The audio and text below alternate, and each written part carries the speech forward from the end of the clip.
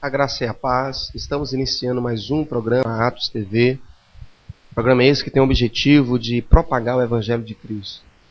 Nesse momento eu te convido a abrir a tua Bíblia no livro de Atos dos Apóstolos, no capítulo de número 8. E tão somente o versículo 1, a parte A, que diz assim: E Saulo consentia na sua morte. Curva a sua cabeça e vamos falar com Deus. Maravilhoso e eterno Deus, nós te louvamos, ó Pai, por esta palavra. Nós lemos a Tua palavra. Ó Pai, que vidas possam ser abençoadas através deste programa. E aqueles que estiverem assistindo, ó Pai, que Tu possas tocar em seus corações, no nome de Jesus Cristo. Queridos, nós lemos um texto do livro, o único livro histórico do Novo Testamento, a saber, Atos dos Apóstolos. E o texto que nós lemos diz tão somente: E Saulo consentia na sua morte. Na morte de quem Saulo consentia? E quem era Saulo? Vamos então fazer aqui uma breve retrospectiva, para que a gente possa entender o que o texto quer nos falar. Saulo consentia com a morte do primeiro mártir da história do cristianismo, a saber, o apóstolo, o discípulo Estevão. Estevão era um homem que era iluminado pelo Espírito Santo, um homem que pregava o Evangelho. Segundo o historiador, diz que Estevão ele não se limitou a pregar o Evangelho só em Jerusalém. Ele saiu pelas cidades vizinhas e, segundo o historiador, ele pregou na cidade de Tarso. E para aqueles que não sabem, Tarso é a cidade onde Paulo nasceu, onde Saulo nasceu. E é muito provável, diz o historiador, que nessas viagens que Estevão fez para propagar o Evangelho de Jesus Cristo, ele tenha pregado na sinagoga da cidade de Tarso. E é muito provável que Saulo tenha ouvido a mensagem de Jesus Cristo pregada pelo Estevão. E Estevão então começou a incomodar aos fariseus daquela época, porque os fariseus também não acreditavam nessa mensagem salvadora, não acreditavam que Jesus de fato era o Cristo, o Messias prometido no Antigo Testamento. E Paulo, consequentemente, também não acreditava. E então começa a se levantar um montim contra Estevão, porque teria que parar esta mensagem. E como em um debate entre os fariseus e Estevão sempre levava melhor porque ele estava cheio do poder de Deus e cheio do Espírito Santo de Deus, os fariseus perdiam. Mas como era de costume dos fariseus, começou então a se levantar-se de uma forma ilícita contra Estevão, induzindo o povo a insinuar que Estevão estava blasfemando contra o Deus de Israel. E sem direito à defesa, Estevão é condenado à morte, e morte cruel. Ele foi apedrejado, porque segundo os fariseus ele estava blasfemando contra o Deus de Jacó, o Deus de Abraão e o Deus de Isaac. E quando ele começa então a ser apedrejado, diz a Bíblia Sagrada que os céus se abrem e ele vê a glória de Deus. E no seu último fôlego ele pede a Jesus, ele pede a Deus: Senhor, não lhe imputes esse pecado.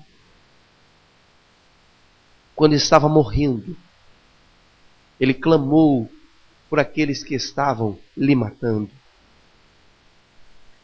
Aqueles que têm um chamado missionário têm que ter no seu coração o perdão a todos os momentos. Ser missionário não é fácil. Mas tenha a certeza de que Deus sempre estará do seu lado. Mas a Bíblia diz, e nós lemos, que Saulo consentia com a morte de Estevão. Quem era Saulo? Saulo é um homem culto, um doutor na lei, um fariseu, estudando para ser um fariseu, um sacerdote. E era um homem de muita influência. E ele perseguia veemente os cristãos, ao ponto de pedir uma autorização, um documento, para ir em outras cidades à busca daqueles que propagavam o nome de Jesus Cristo. E diz a Bíblia Sagrada que no caminho de Damasco, na estrada, muito especialmente de Damasco, ele é tomado por uma forte luz e cai do cavalo e ouve uma voz que diz: Saulo, Saulo, por que me persegues? E Saulo pergunta: quem és tu, Senhor? E a voz responde: eu sou a Jesus Cristo, a quem tu persegues. E desde este dia, Paulo entendeu quem era o verdadeiro Deus, quem era aquele que ele perseguia, o Deus que ele tanto esperava, o Deus prometido pelos profetas do Antigo Testamento. E daquele dia em diante, Paulo se torna o maior missionário daquele tempo. Ele doou a sua vida para o Evangelho de Jesus Cristo. O que você tem feito? O que eu tenho feito para que esse Evangelho seja propagado? A Atos TV é uma forma de evangelização, mas não é suficiente. Precisamos de você. Deus precisa da sua vida. É necessário que você se disponha a fazer a obra de Deus. Se você ainda não o aceitou como Senhor e Salvador da sua vida, Ele te convida neste momento. Ele precisa de você para que você divulgue a seu vizinho, na sua rua, no seu bairro, no seu país, que Jesus Cristo é o Senhor, que Jesus Cristo é o único que pode te salvar e te dar a vida eterna. E se você não tem feito isso, aí sim estaremos fazendo o que Saulo fazia. Estaremos consentindo com a morte de muitos. Você já parou para pensar em quantas pessoas estão morrendo nesse exato momento no mundo? Você já parou para pensar quantas pessoas estão morrendo sem Jesus, indo ao inferno? E nós estamos, neste momento, como Saulo, consentindo com a morte de muitos. Acredito que nós podemos fazer muito mais. Talvez você esteja até se perguntando: mas, reverendo, eu não tenho chamado missionário. E eu vou lhe provar que você tem. Existem 3 tipos de chamado missionário. O primeiro chamado missionário é aquele que tem o chamado de ir para uma outra cidade, para um outro país, falar do amor de Jesus.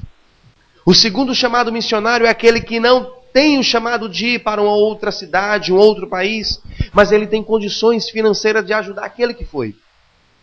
É o segundo tipo de chamado missionário.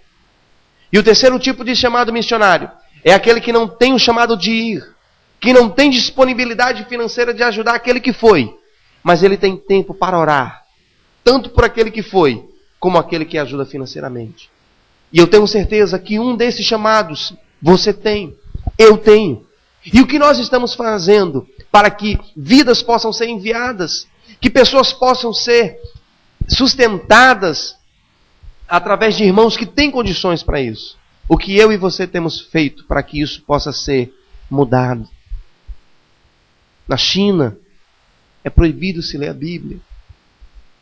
Na Índia, existem milhões de deuses e milhões de religiões. Na Europa, mulheres são vendidas dentro de um cubo de acrílico e embaixo o seu valor. No Brasil, prostituição cresce, criminalidade cresce, drogas. O que nós temos feito para que essa realidade mude?